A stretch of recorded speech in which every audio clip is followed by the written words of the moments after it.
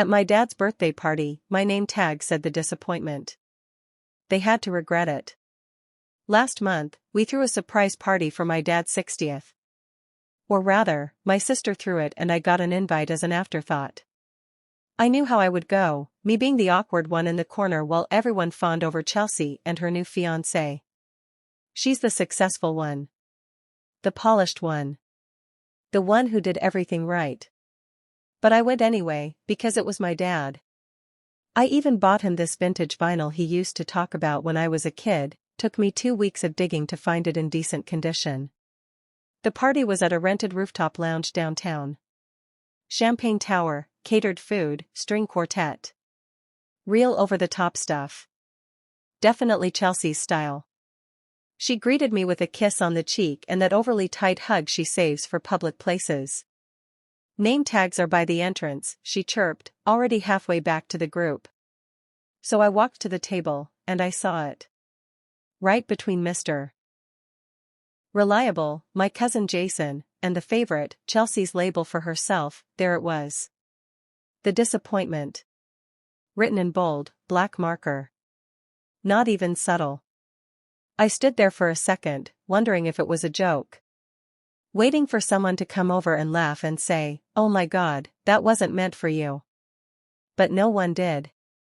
So I picked it up, stuck it to my chest, and walked in. People glanced at it. Smirked. Some looked uncomfortable.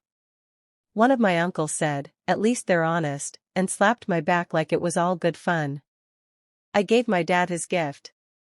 He barely looked at it before putting it aside and asking if I'd figured out what I was doing with my life yet. I stayed for exactly 43 minutes. Didn't make a scene. Didn't cry. Didn't even take a slice of cake. I just went home. And started planning. Because what none of them realized, what Chelsea definitely forgot, was that I used to work in IT security. Freelance now, but back in the day, I was the one who set up her company's cloud infrastructure. Guess who still had admin access? That night, I logged into her shared drive. She never changed the passwords.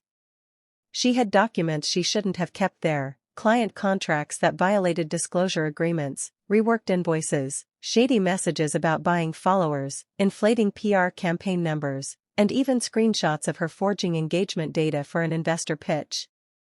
It was enough to ruin her. But I wasn't going to post it online. That would have been petty. Instead, I compiled a very neat, very anonymous tip package, complete with sources, dates, and context, and sent it to the biggest client on our roster, a socially conscious beauty brand that built its image on transparency and ethical marketing. 3 days later, Chelsea posted a vague story about losing a major contract due to corporate politics. A week after that, 2 more clients quietly dropped her agency. Then one of her employees, whom I reached out to anonymously, leaked screenshots of internal emails that matched the timeline in my tip. Within 2 weeks, her company had gone from spotlight to shadow. And the family? Well, let's just say the group chat went quiet. My dad hasn't called. Chelsea hasn't posted in over a month. But a few nights ago, I got a text from my cousin Jason. Just 5 words. "They're finally talking about you." Good. They should. It's been 3 weeks since the party. 3 weeks since I found that name tag. 3 weeks since I sent the files. 3 weeks since Chelsea's world started quietly falling apart. I didn't expect silence to feel so satisfying. Until my mom called. "Hey, honey," she said, like nothing had happened. "We're having dinner this Sunday. Family only.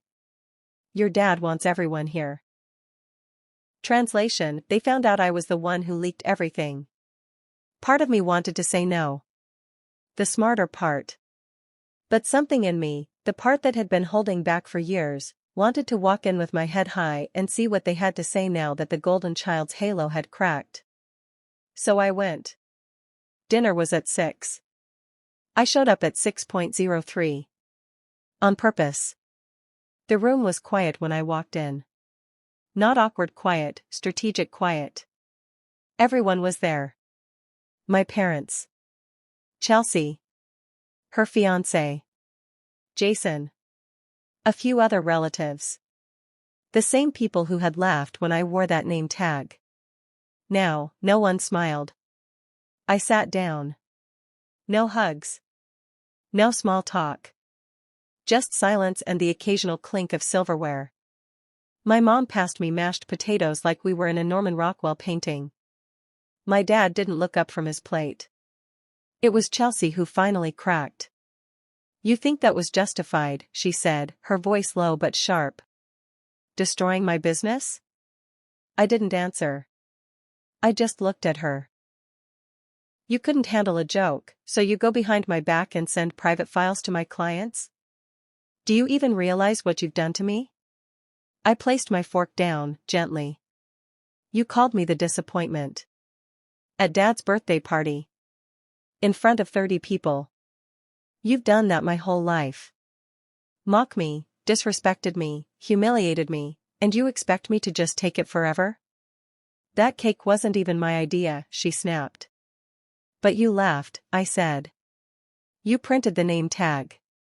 She flinched. But still tried to recover. "That doesn't justify what you did. You've always been jealous of me." I stood up. "This isn't about jealousy. It's about consequences. You don't get to climb over people and call it success. Not anymore." Then I turned to my dad. "And you sat there and let it happen. Like you always do. Like being neutral somehow makes you better." He opened his mouth, but said nothing. I looked around the table. No one met my eyes. "Thanks for dinner," I said. Then I walked out. Calm. Steady. No tears. No shaking hands. The next morning, I got a text from my mom. "Maybe you could have handled it differently. But I'm sorry for not stopping it sooner. I should have said something. I haven't replied yet.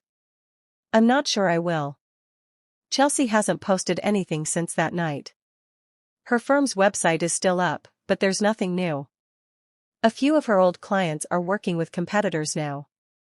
Word spreads fast in that world. Me? I signed 2 new freelance clients last week, referred by someone who read that article. They said they admired my eye for detail. I still have the name tag taped to the inside of my desk drawer.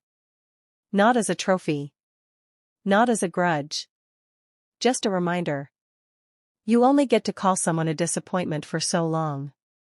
Before they show you exactly who should have been disappointed.